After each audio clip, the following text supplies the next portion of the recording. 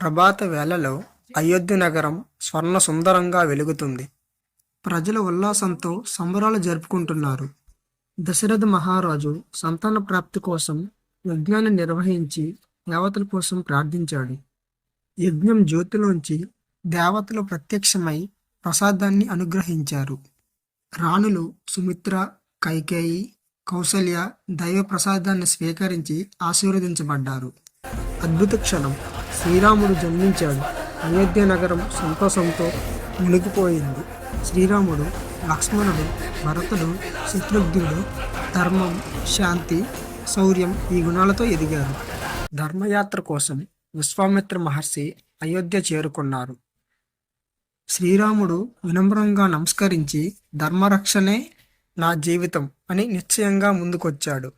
లక్ష్మణుడు సోదరుడి ప్రేమతో వెంట నడిచాడు. అలా రాజమహల్ తలుపులు మెల్లగా తెరుచుకున్నాయి.